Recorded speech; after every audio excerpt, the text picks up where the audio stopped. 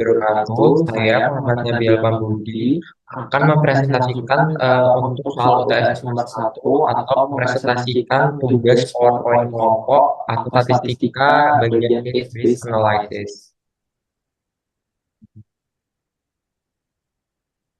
Nah, saya sendiri Muhammad Nabil Pambudi dan ini rekan-rekan dari kelompok saya. Untuk hal yang akan dibahas pada PowerPoint ini ada latar belakang atau introduction, ada tujuan penelitian, lalu ada hipotesis, lalu keempat ada metodologi penelitian, nomor 5 ada data atau variabel yang dipakai, nomor 6 ada metode-metode penyajian data, lalu nomor 7 ada hasil dan kontribusi, serta nomor 8-nya kesimpulan. Nah, untuk jurnal atau paper yang kita angkat saat itu yaitu dari jurnal Science Tia Horticulturae dengan judul paper Does Seasonal Flowering and Fruiting Patterns of Cacao Only Depend on Climatic Factor? The Case Study of Mixed Genotype Population in Côte d'Ivoire.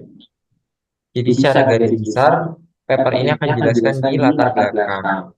Jadi kakao adalah pohon tropis yang dibudidayakan untuk diambil buahnya atau bisa disebut dengan polong dan bijinya digunakan dalam industri coklat serta kosmetik.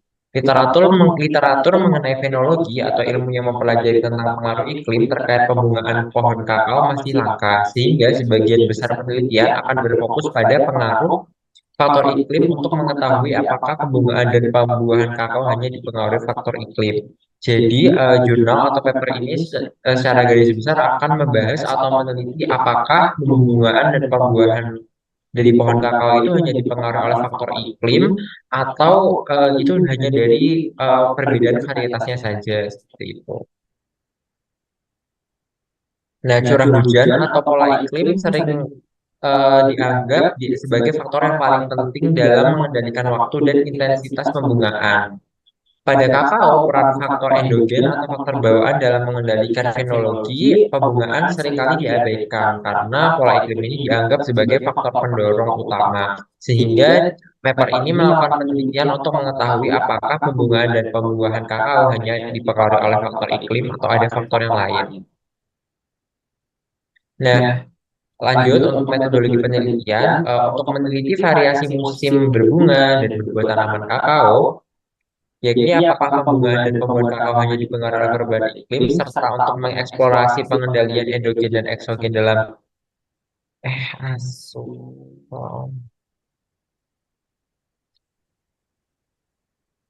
Assalamualaikum warahmatullahi wabarakatuh. Saya Nabil Pambudi atau Muhammad.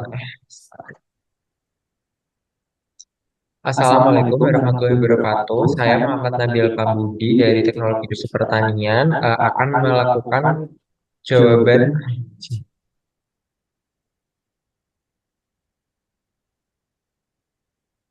Assalamualaikum warahmatullahi wabarakatuh. Saya Muhammad Nabil Pambudi, NIM 235171110 TP 13802 akan menjawab soal UTS nomor 1 dan 3. Yang pertama ini untuk soal UTS nomor 1 yaitu mempresentasikan dan menjelaskan tentang kasus case-based analysis berdasarkan jurnal dari kelompok 6 atau kelompok saya kemarin.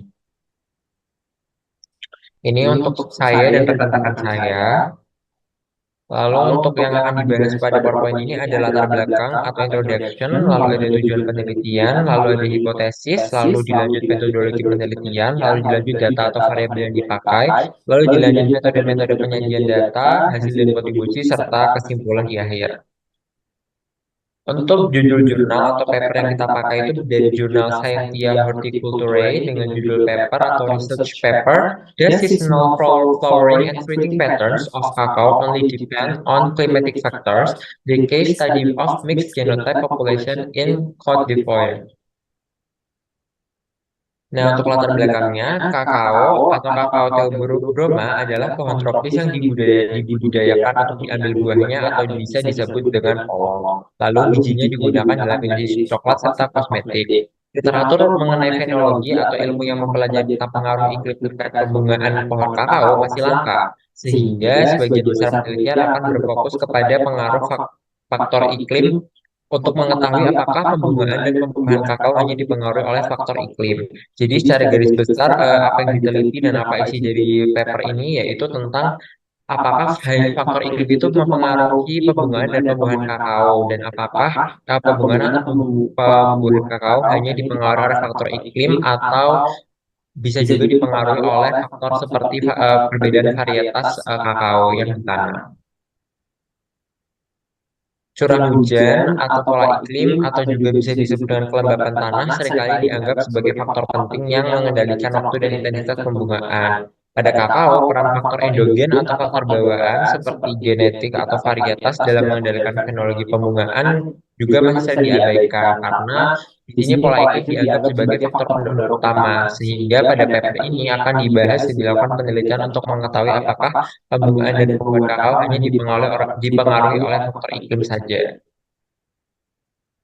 Nah, kenapa sih paper ini atau penelitian ini dilakukan? Jadi tujuan penelitian ini yaitu untuk meneliti variasi musim berbunga dan berbuah pada tanaman kakao, yaitu apakah pembungaan dan pembuahan kakao hanya dipengaruhi oleh perubahan iklim serta mengeksplorasi pengendalian endogen dan eksogen atau faktor bawaan dan faktor eksternal dalam fenologi yang mengendalikan pembungaan dan pembuahan kakao.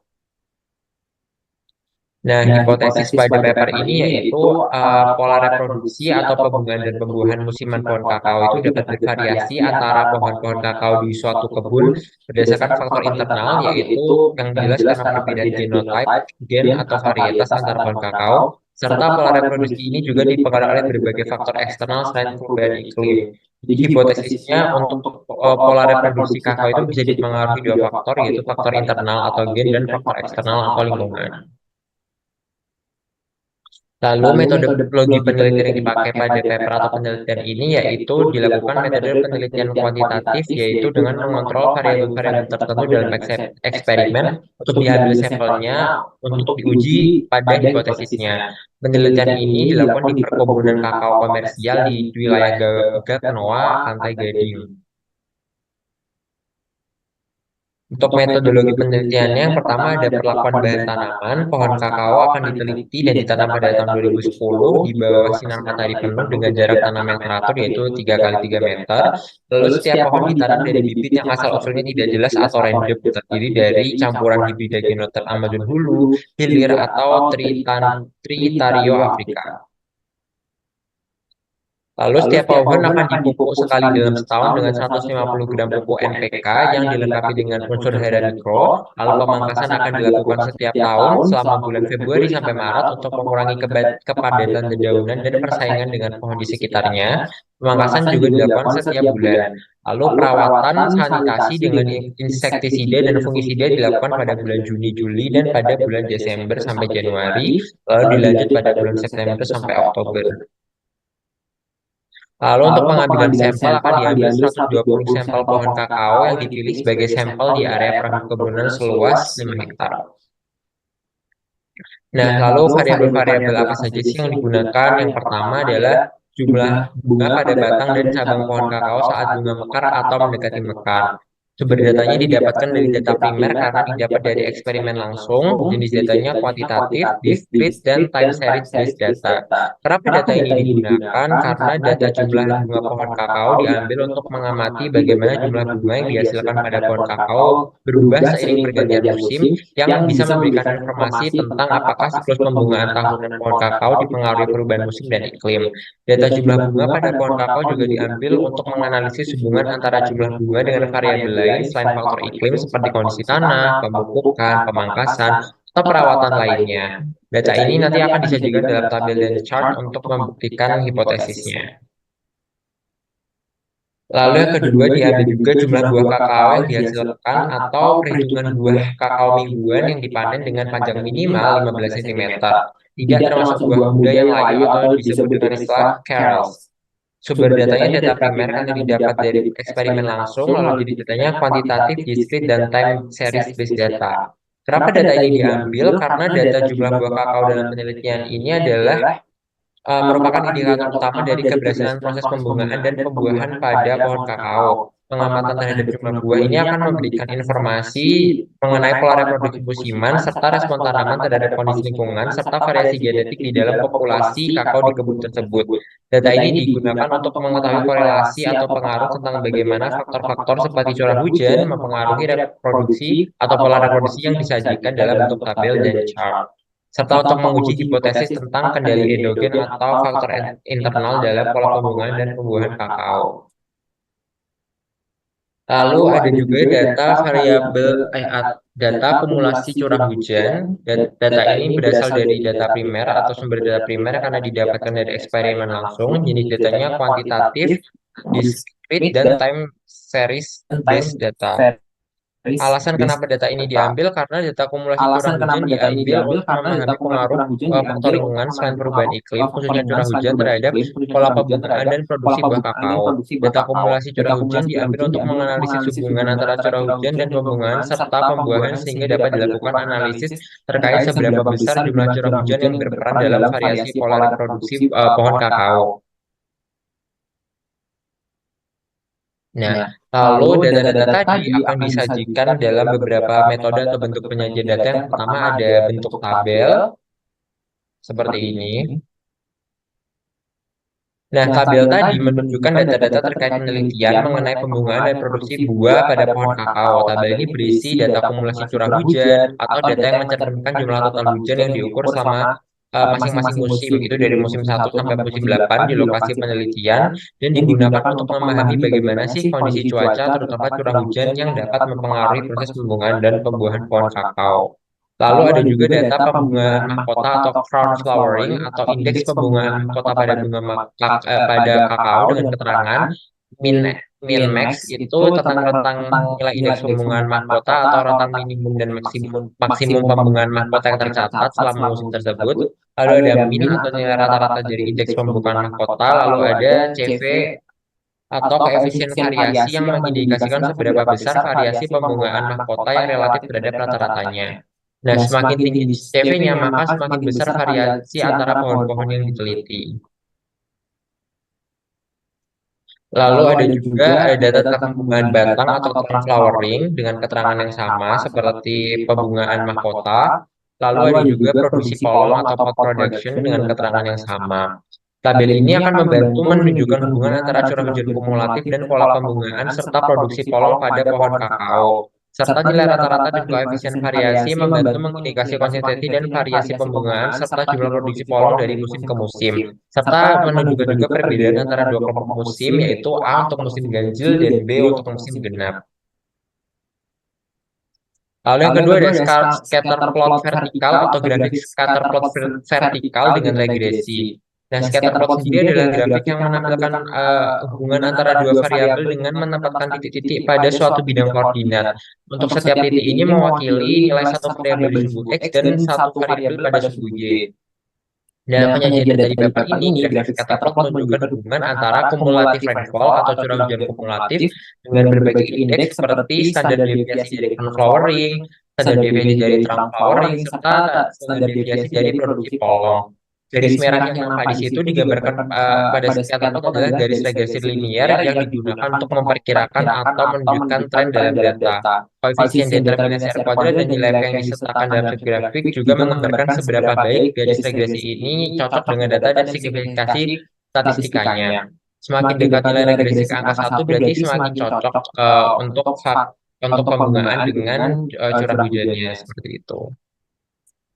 Lalu ada scatter plot dengan matriks korelasi. Matriks korelasi sendiri menampilkan hubungan antar variabel di mana setiap elemen dalam matriks adalah scatter plot yang menunjukkan hubungan antara dua variabel yang spesifik. Dalam hal ini, scatter plot di setiap kotak matriks menggambarkan hubungan antara dua indeks atau variabel yang berbeda. Garis merah di setiap plot itu menunjukkan tren linier dan nilai R adalah koefisien korelasi Pearson yang mengukur kekuatan dan arah hubungan linier antara dua variabel, dan nilai P sendiri menunjukkan signifikansi statistik dari korelasi tersebut. Pada gambar tersebut, scatter plot dalam matriks korelasi menunjukkan hubungan antara beberapa variabel yang berbeda, dan berikut adalah hubungan-hubungan ditampilkan. Yang pertama untuk standar deviasi pembungaan mahkota dengan standar deviasi pembungaan batang itu menunjukkan hubungan yang positif antara kedua variabel tadi. Lalu untuk yang berikutnya ada standar deviasi produksi polong dengan standar deviasi dari pembuangan batang menunjukkan hubungan negatif. Lalu selanjutnya ada dari produksi polong dengan pembungaan mahkota dengan hubungan negatif. Lalu ada produksi polong dengan produksi batang yang menunjukkan hubungan positif karena produksi polong pada ini dihitung sebagai produksi polong saat pada musim berturut-turut atau N+1. Lalu ada produksi polong pada musim berturut-turut dengan pembungaan mahkota dengan hubungan positif. Lalu yang terakhir produksi polong pada musim yang berturut-turut dengan produksi polong biasa atau pada musim pembungaan menunjukkan hubungan yang negatif. Dapat disimpulkan matriks korelasi ini menggambarkan bagaimana indeks pembungaan dan produksi polong saling berhubungan dalam dua musim berturut-turut.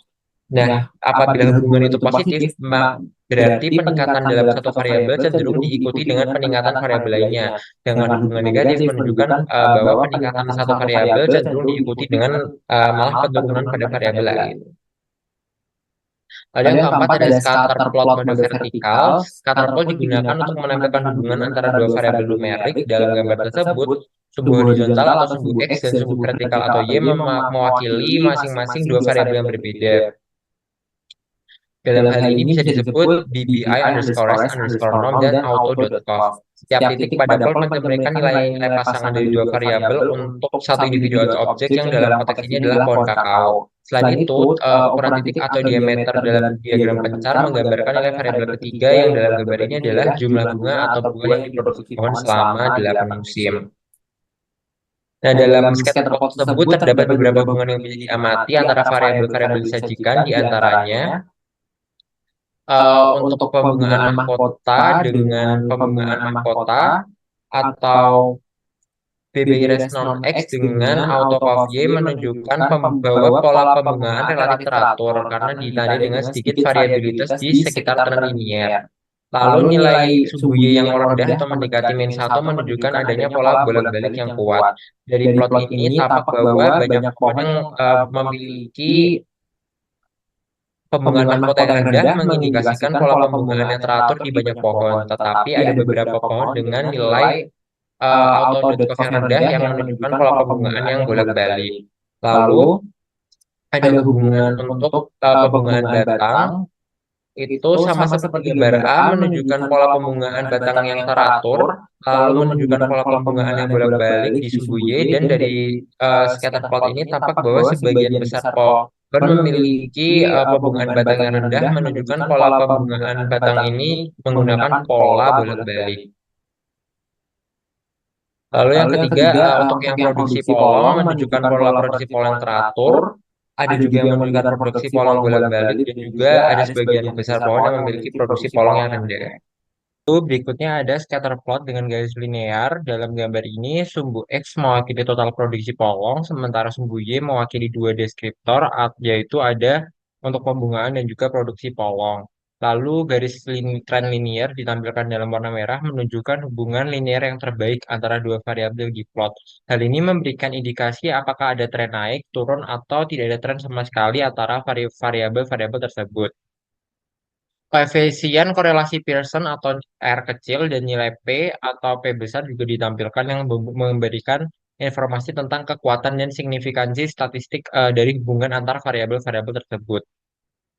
Di dalam scatter plot tersebut itu kita bisa mengukur seberapa besar variabilitas pola pembungaan atau produksi polong di sekitar tren linearnya dan juga mengukur untuk pola pergantian atau alternasi dari pembungaan dan produksi polong dari musim ke musim.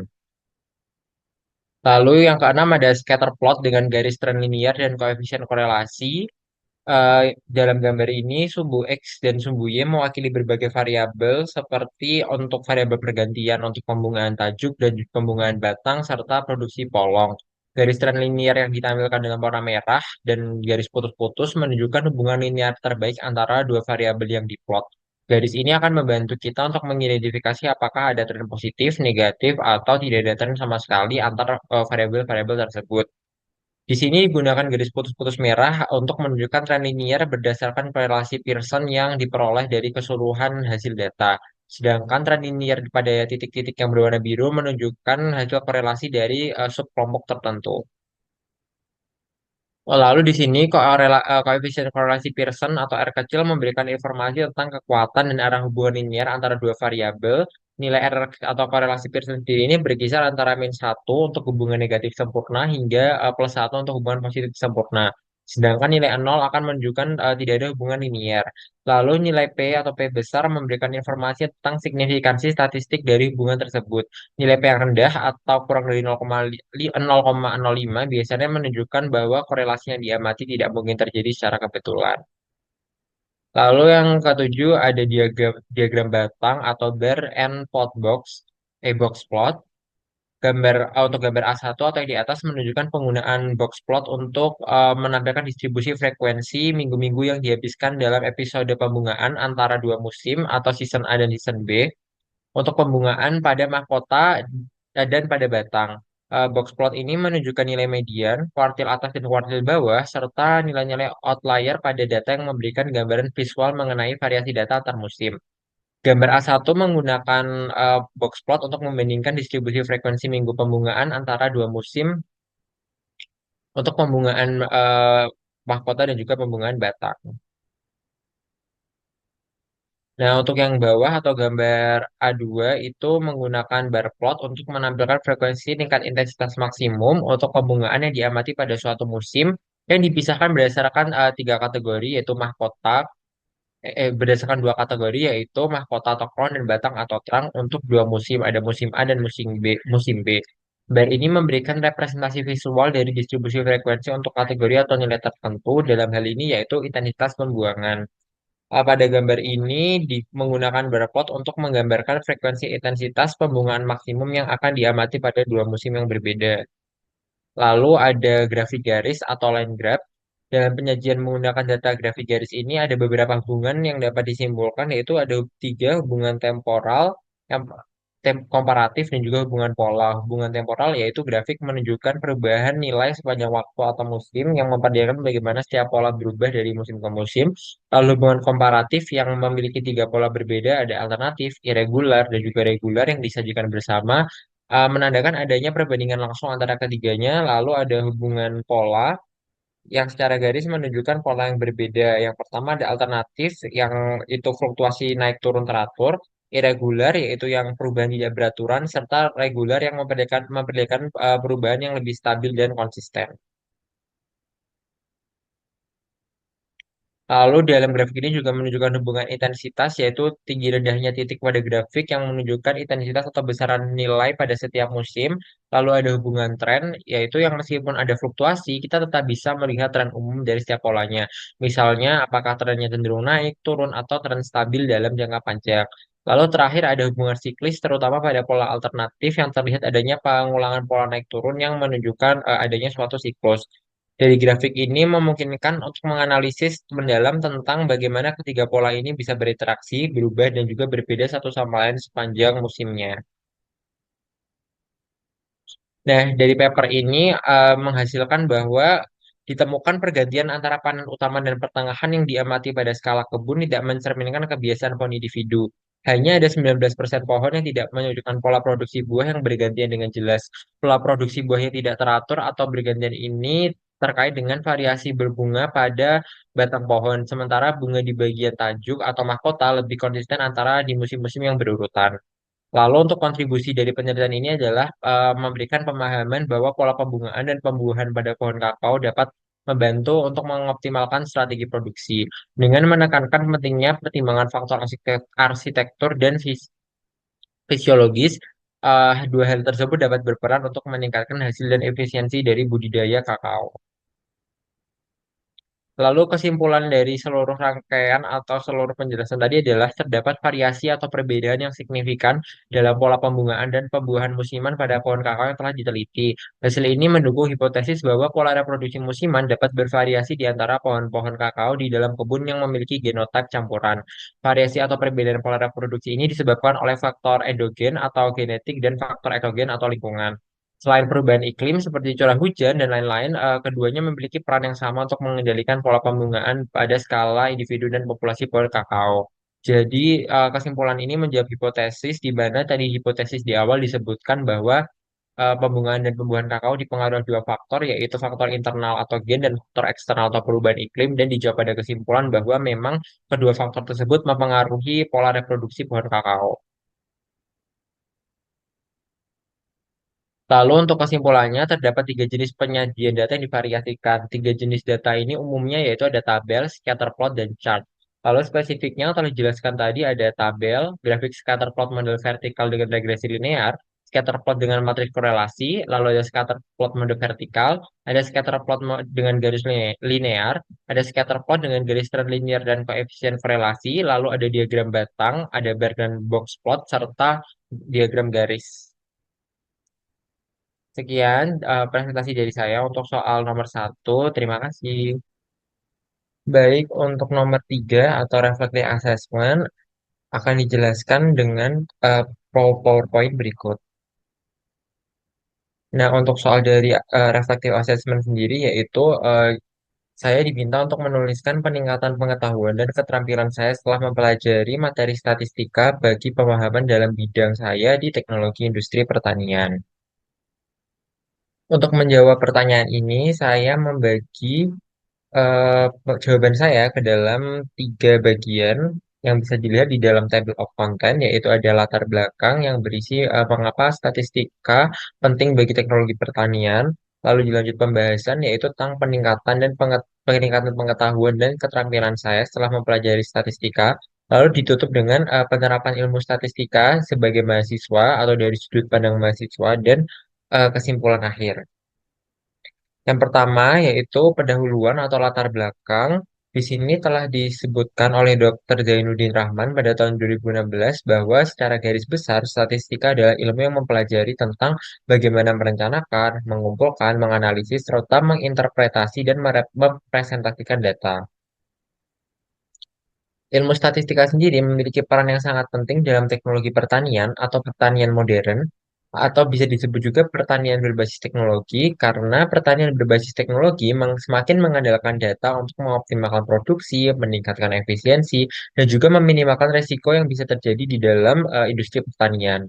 Dengan mengumpulkan, menganalisis, dan menginterpretasikan data, ilmu statistika ini dapat membantu petani, ilmuwan, dan penyusun kebijakan untuk membuat keputusan yang lebih baik berdasarkan data yang dapat diandalkan atau reliable.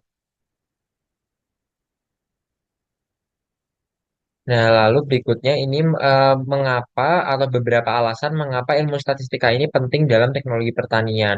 Yang pertama, ilmu statistika itu digunakan dalam perancangan dan pengelolaan hasil pertanian. Nah, dalam perencanaan produksi pertanian, statistika itu digunakan untuk memprediksi hasil panen dengan memperhitungkan variabel-variabel yang terkait untuk penanaman atau pemanenan seperti kualitas tanah, input pupuk yang masuk, teknik irigasi yang digunakan, serta kondisi cuaca. Teknik statistika yang biasa dipakai itu ada seperti mencari regresi atau analisis varians atau yang bisa dikenal dengan ANOVA. Itu juga dapat diterapkan untuk memahami hubungan antara input produksi dan apa output yang akan dihasilkan nantinya. Sehingga petani atau pihak-pihak dalam teknologi pertanian dapat merencanakan dan mengelola sumber daya dengan lebih baik sehingga bisa didapatkan eh, proses yang paling efektif dan efisien serta evaluasi untuk apabila diperlukan perbaikan begitu. Lalu ilmu statistika dalam teknologi pertanian juga penting karena diaplikasikan dalam penelitian dan pengembangan varietas tanaman. Statistika ini juga penting dalam penelitian untuk mengembangkan varietas tanaman yang lebih unggul. Biasanya dengan percobaan lapangan, metode statistika itu digunakan untuk menguji perbedaan antar varietas tanaman, mana yang lebih baik dan apa kekurangan dan kelebihan dari varietas tanaman satu dan lainnya. Dan hal ini bisa diuji dalam hal ketahanan terhadap hama, ketahanan terhadap penyakit, ataupun ketahanan terhadap stres lingkungannya. Pengujian hipotesis dan desain percobaan statistik mampu membantu para ilmuwan untuk menyimpulkan apakah suatu varietas yang itu memberikan hasil signifikan yang lebih baik daripada varietas yang lain. Lalu selanjutnya ilmu statistika juga digunakan untuk melakukan manajemen resiko. Karena dalam dunia pertanian sendiri sangat dipengaruhi oleh ketidakpastian, terutama hal-hal yang berkaitan dengan faktor cuaca dan hama. Nah, statistika di sini berperan untuk memodelkan resiko dan memprediksi hasil di berbagai skenario. Hal ini bisa melalui beberapa teknik seperti analisis probabilitas, lalu ada simulasi Monte Carlo, dan lain sebagainya. Di sini statistika berperan untuk membantu pihak-pihak terkait mengantisipasi potensi kerugian dan mengurangi resiko kerugian yang besar dengan strategi mitigasi yang efektif. Lalu berikutnya untuk optimasi sumber daya. Statistika di sini juga berperan untuk mendukung optimasi sumber daya dalam pertanian, seperti memaksimalkan penggunaan air, pupuk, dan pestisida. Hal ini dapat dilakukan lewat analisis data, dan juga statistika dapat membantu dalam mengetahui tingkat optimal dari input-input ini untuk mencapai hasil yang baik tanpa adanya pemborosan. Atau secara garis besar itu memaksimalkan output dengan input yang minimal. Hal ini sangat penting agar dalam pertanian produktivitasnya bisa meningkat, tapi meminimalkan dampak lingkungan. Lalu berikutnya untuk statistika juga digunakan dalam bidang pemasaran dan harga. Karena dalam pertanian modern itu tidak hanya pertanian yang ada di pusat atau budidaya bahan pertanian, tapi juga sampai ke bagian distribusi hingga pemasaran dan mengatur harga produk-produk pertanian. Statistika akan membantu orang-orang di teknologi pertanian untuk memahami tren pasar serta mengetahui tren dari harga komoditas pertanian. Hal ini dapat dilakukan dengan analisis deret waktu dan lain sebagainya, sehingga pihak-pihak terkait bisa memprediksi perubahan harga dan menyesuaikan strategi apa yang cocok untuk memasarkan produk-produk pertanian mereka. Data historis juga dapat digunakan untuk memahami pola permintaan, fluktuasi harga, serta adanya potensi peluang pasar yang ada di masa depan. Seperti itu. Lalu masuk ke bagian pembahasan, yaitu yang berisi tentang peningkatan pengetahuan dan keterampilan saya pribadi setelah mempelajari statistika. Setelah mempelajari ilmu statistika sebagai seorang mahasiswa teknologi pertanian dalam program studi teknologi industri pertanian, saya memperoleh berbagai peningkatan kemampuan dan keterampilan yang mendukung perkuliahan saya. Beberapa kemampuan dan keterampilan saya berkembang setelah belajar statistika di antaranya yang pertama itu untuk kemampuan analisis data, saya bisa mengaplikasikan ilmu statistika dalam menganalisis data dengan lebih baik dan lebih sistematis. Contohnya, secara umum untuk mengidentifikasi pola, tren, serta korelasi-korelasi atau hubungan-hubungan yang terjadi antara variabel-variabel dalam data pertanian yang saya dapat, seperti hasil produksi, kondisi tanah, cuaca, dan efektivitas berbagai teknik pertanian yang digunakan dalam membudidayakan suatu komoditas pertanian. Hal ini penting untuk mengambil keputusan berbasis data. Eh, ber- Berikut ada contoh aplikasi yang saya setelah lakukan selama perkuliahan seperti menganalisis tren dalam penambahan substrat saat praktikum fermentasi mikrobiologi industri dan efeknya terhadap produk akhir seperti yogurt, mocaf, dan lain-lain. Lalu mengambil rata-rata berat beberapa sampel buah dan kacang dalam praktikum satuan proses.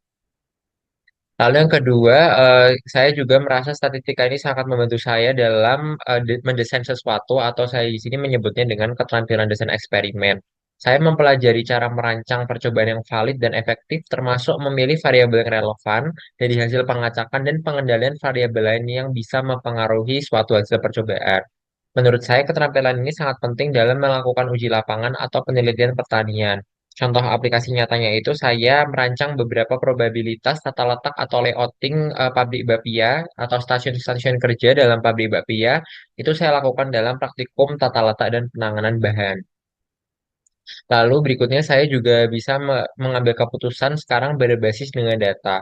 Jadi statistika ini menurut saya memberikan kemampuan untuk mengambil keputusan berdasarkan analisis kuantitatif dan juga data-data yang real atau nyata. Ini membantu saya untuk menjadi lebih objektif dalam merancang program pertanian berbasis teknologi. Salah satu contoh pengaplikasiannya saya bisa menentukan rekomendasi atau saran-saran terkait marketing berdasar analisis data kuesioner konsumen produk bakpia pada praktikum pemasaran. Nah, untuk bab penutup, yang pertama ada penerapan ilmu statistika sebagai mahasiswa teknologi pertanian dan di akhir akan ada kesimpulan. Untuk penerapan yang real atau yang telah saya lakukan itu ada empat dan sebetulnya masih banyak lagi, tapi menurut saya empat ini yang sangat menunjukkan bagaimana ilmu statistika itu benar-benar penting dan digunakan sebagai mahasiswa teknologi pertanian. Yaitu yang pertama saya melakukan analisis tren dalam penambahan substrat saat praktikum fermentasi mikrobiologi industri. Lalu saya juga bisa mengambil rata-rata berat beberapa sampel buah dan kacang saat praktikum satuan proses untuk hasil yang lebih akurat. Lalu saya juga bisa merancang beberapa probabilitas tata letak atau kemungkinan-kemungkinan layouting suatu pabrik bakpia dalam praktikum tata letak dan penanganan bahan. Dan terakhir saya dapat menentukan rekomendasi atau saran untuk suatu perusahaan bisa lebih maju dari segi marketing dengan menganalisis secara kuantitatif data kuesioner dari konsumen-konsumen produk bakpia begitu. Nah, dapat disimpulkan setelah saya mempelajari statistika sebagai mahasiswa teknologi pertanian, saya memiliki keterampilan analisis data, pemecahan masalah, serta bisa merancang suatu eksperimen dengan lebih baik. Saya bisa membuat prediksi dan mengambil keputusan berbasis data, serta saya bisa beradaptasi dengan software-software atau teknologi baru dalam pertanian berbasis teknologi. Statistika juga membantu saya memahami variabel-variabel alam serta untuk mengelola resiko, lalu berkomunikasi secara efektif tentang data dan hasil pertanian yang telah didapat.